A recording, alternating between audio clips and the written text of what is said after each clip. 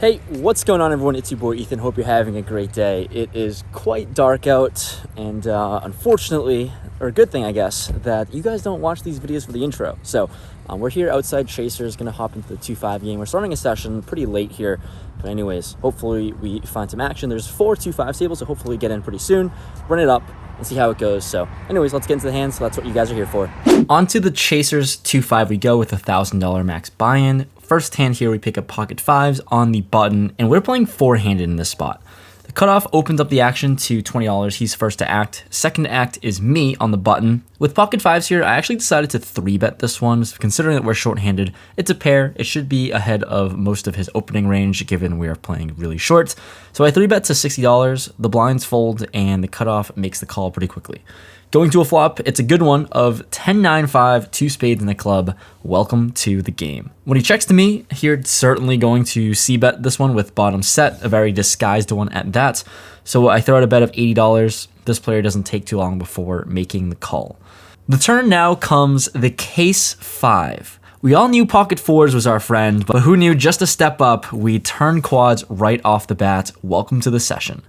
Here, he checks again, and sitting with quads, let's go for value. We bet really small to $100, considering there are 2 flush draws out there, a few straight draws, so certainly want to price him in to hit those if he does have one of them.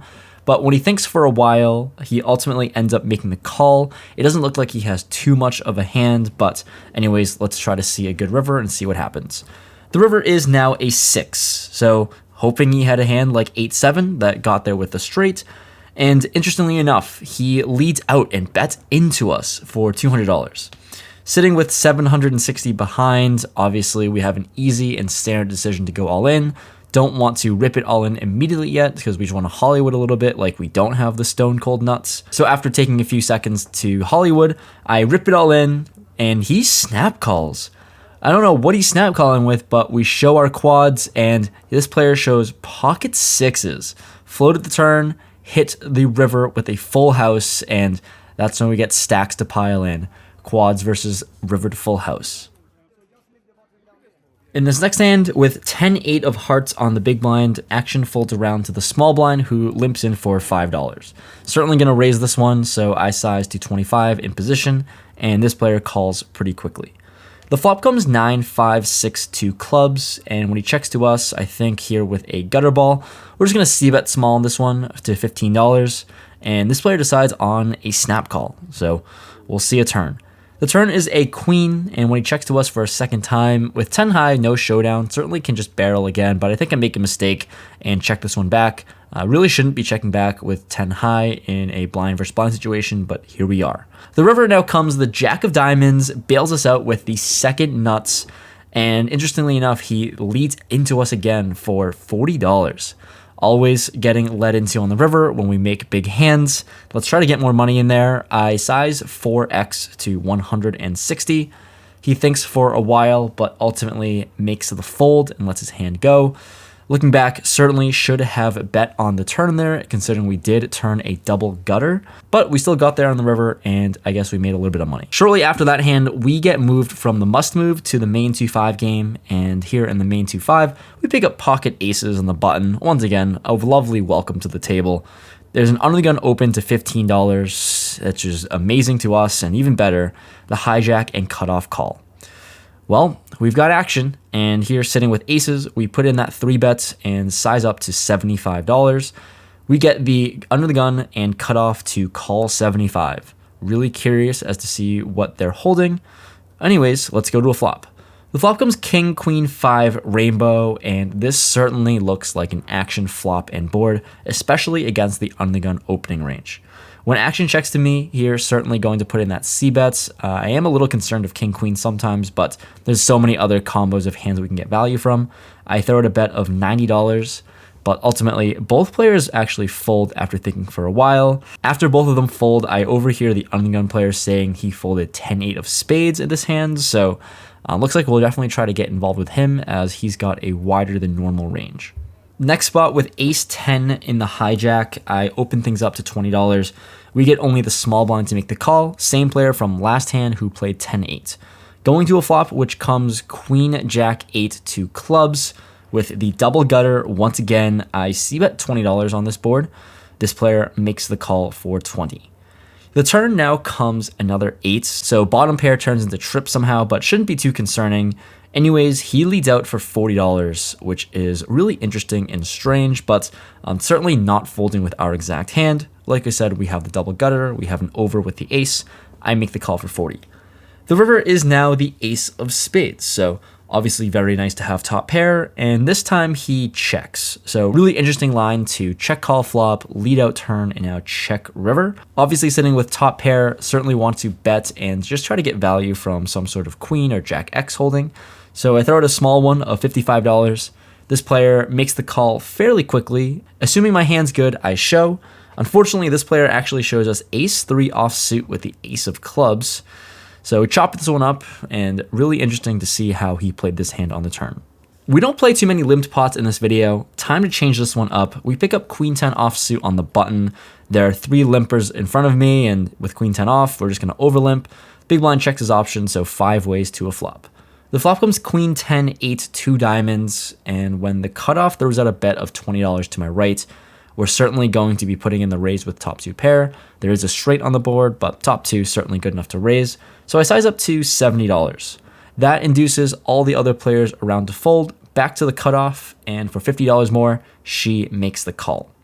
The turn now comes the 10 of clubs. We're just running hot today, and obviously with 2 flush draws out there, we boat up. Just an action card, I think. So when she checks, I'm going to size down just a little bit and only bet $75. Once again, just want to price her in for all of her draws. But sadly, in this case, she makes the fold, but still chipping up with the full house. So since we started the session so late, this place actually ends up closing soon as all New Hampshire casinos close around 1 a.m. So when we pick up 5, 6 of diamonds on the button and there are 3 limpers to me, we're trying to make some stuff happen here for the vlog. I raised this one up to $40 and sadly, 1 by 1 fold.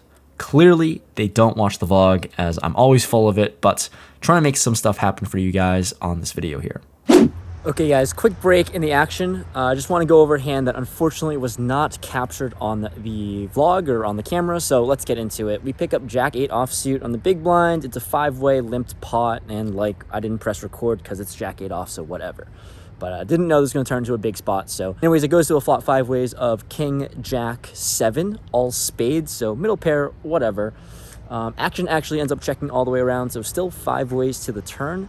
The turn comes the 8 of diamonds. So pick up 2 pair on a flush board. And the small blind bets out $20 into 25.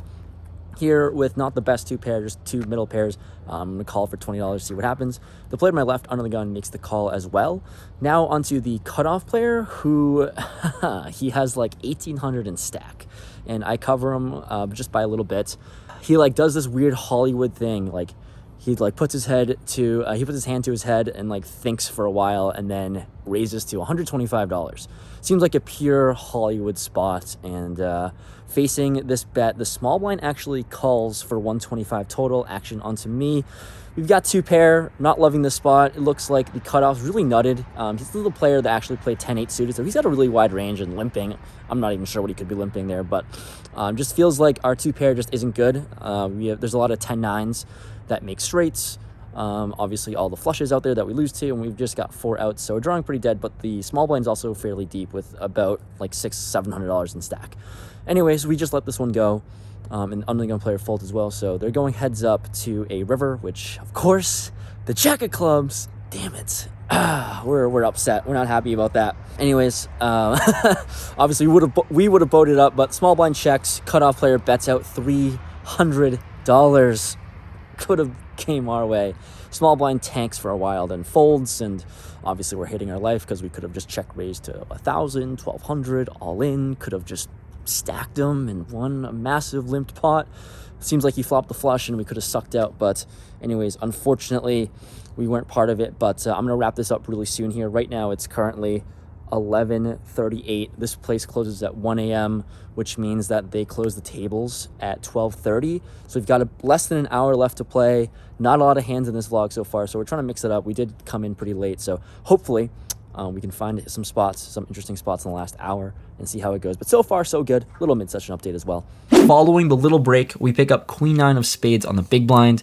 There are 4 limpers to me, and it certainly feels like we're playing bingo at this point when there's so many limpers and going to a flop multi-way.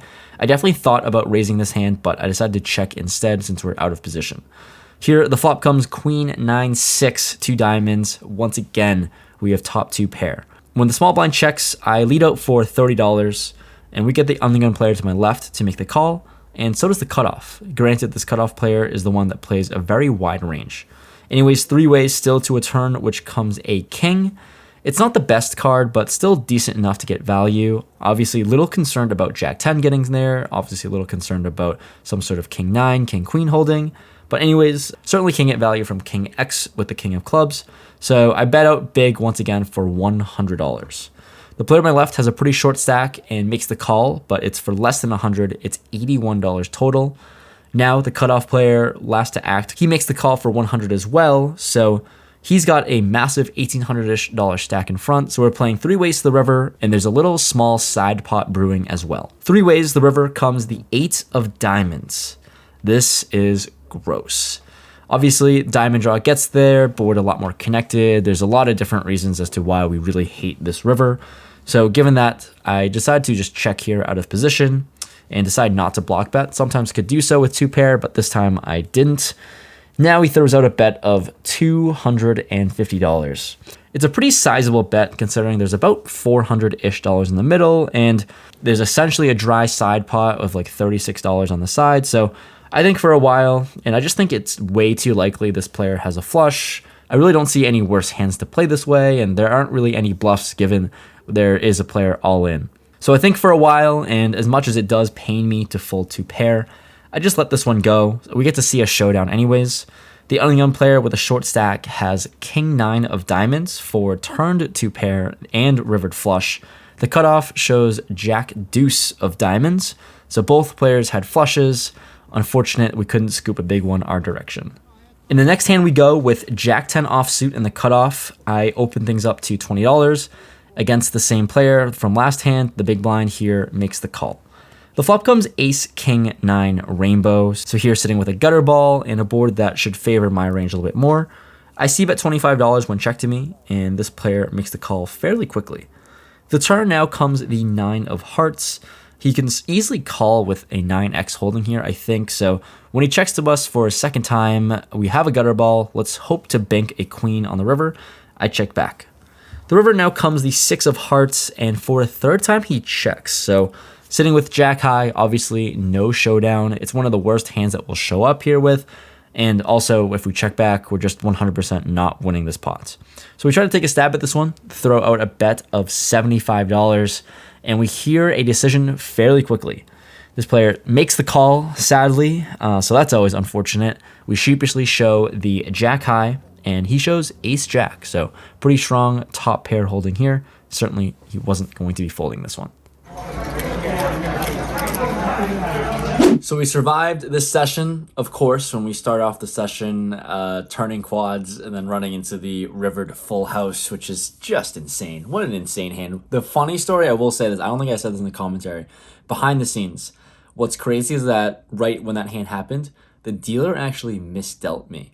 He didn't misdeal, actually. He flipped over my second card. So I peeled a 5. The second card I should have gotten was the King of Spades. And he flipped it over by accident. So that becomes the burn card.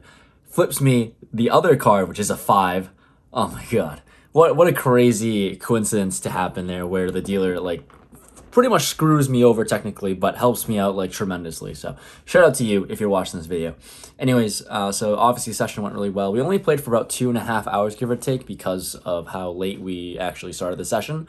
But we were in the game for $1,200, out for $2,070. So pretty good session overall given the hourly. So yeah, we're back to running pretty well after a pretty bad mini downswing, I would call it. But yeah, hopefully you enjoyed the vlog. If you made it this far, smash that like button. It's always much appreciated. It really helps the channel grow. And I'll see you guys in the next one. Peace.